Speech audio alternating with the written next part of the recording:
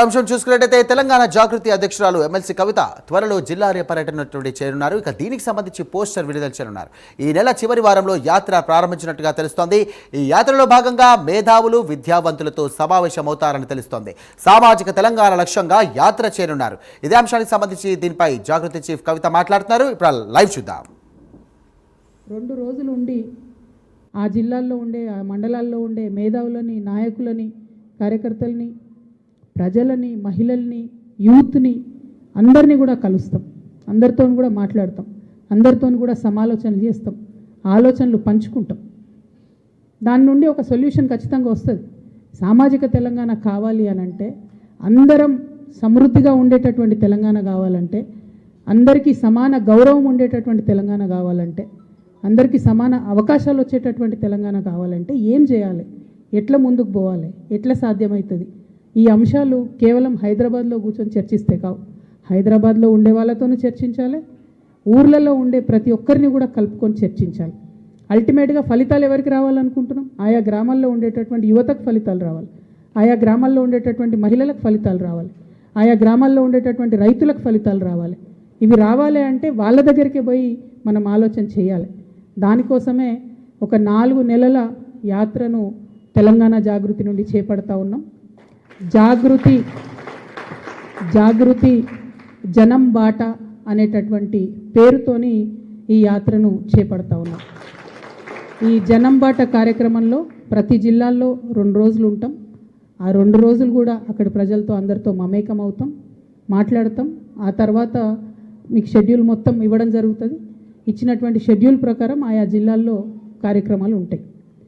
ఇవాళ మళ్ళొక మాట తెలంగాణ బిడ్డలందరూ కూడా ఆలోచన చేసుకోవాలి. నిజంగా చనిపోయినటువంటి అమరులు, త్యాగాలు చేసినటువంటి ఉద్యమకారులు ఎందుకోసం చేసిండ్రు? తెలంగాణ వస్తే అందరం బాగుంటామని చేసిండ్రు, అందరం కూడా బాగుంటామని చేసిండ్రు. వారి త్యాగాలకు అర్థం ఉండాలంటే ఖచ్చితంగా సామాజిక తెలంగాణ రావాల్సిందే. ఆ సామాజిక తెలంగాణ సాధనలో భాగంగానే ఈ యాత్ర. అదేవిధంగా నిన్న పత్రికలు నా యాత్ర గురించి, తెలంగాణ జాగృతి యాత్ర గురించి రాయడంతో పాటు కేసీఆర్ గారి ఫోటో లేకుండా యాత్ర చేస్తామనేటటువంటిది ప్రధానంగా ప్రచురించారు. ఎస్, కేసీఆర్ గారి ఫోటో లేకుండానే యాత్ర చేస్తాం. వారిని అగౌరవపరచడం లేదు. వారు ఉద్యమ నాయకుడు, వారు లేనిది తెలంగాణ రాదు, రాలేదు, ఇంపాసిబుల్.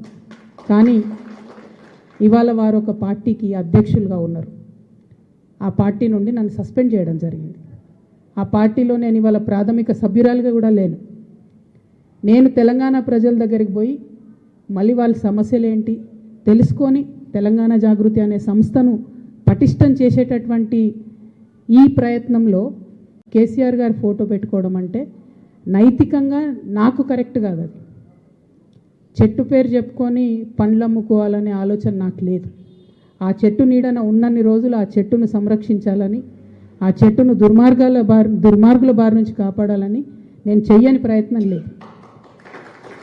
ఇవాళ ఆ చెట్టు నీడ నాది కాదు అని చెప్పినప్పుడు ఇంకా ఆ చెట్టు పేరే చెప్పుకొని బతకాలనే ఉద్దేశం నాకు లేదు. నేను నా తువ్వ వెతుక్కుంటున్నా. తెలంగాణ బిడ్డల కోసం, తెలంగాణ ప్రజలతో, తెలంగాణ మేధావులతో సమాలోచన చేయడానికి, వారితో మమేకం అవ్వడానికి నేను ఒక తువ్వను ఎత్తుకుంటున్నాను. వారి ఫోటో పెట్టుకొని పోతే నైతికంగా నా విలువ ఉండదు. నైతికంగా అది నాకు కరెక్ట్ కాదు. నైతికంగా కరెక్ట్ కాని పని నేను చేయను. తెలంగాణ జాగృతి సంస్థ పెట్టినప్పటి నుంచి నేను బీఆర్ఎస్ పార్టీలో చేరే వరకు ఎన్నడూ కూడా కేసీఆర్ గారి ఫోటో పెట్టలేదు. ఆ రోజు ఆయన ఉద్యమ నాయకుడైనా, అనేక కార్యక్రమాల్లో మేము పాల్గొన్నా. అప్పుడైనా ఇప్పుడైనా జయశంకర్ సార్ ఫోటోనే పెట్టినాం. నేను బీఆర్ఎస్ పార్టీలో ఎంపీగా గెలిచిన తర్వాత ఖచ్చితంగా సార్ ఫోటో పెట్టినాం, నేను కాదనట్లేదు. సో ఇదేదో సార్ కోసం అగౌరవం అన్నది కాదు. ఇది నా మారల్ కంపాస్ కరెక్ట్ కాదని చెప్తున్నది, నైతికంగా ఇది కరెక్ట్ కాదని చెప్తున్నది. కాబట్టి దీన్ని తప్పులు రాయకుండా నేను నా తరఫునే క్లారిటీ ఇస్తున్నాను. మీడియా మిత్రులు నిన్నటి నుంచి అత్యుత్సాహంతో చెప్తున్నారు కాబట్టి నా తరఫున నేను ఇచ్చేటటువంటి క్లారిటీ.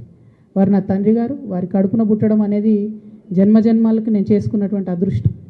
కానీ దారులు వేరైతున్నప్పుడు ఇంకా కూడా నేను వారి పేరు చెప్పుకొని ఉండడం అన్నది నైతికంగా కరెక్ట్ కాదు.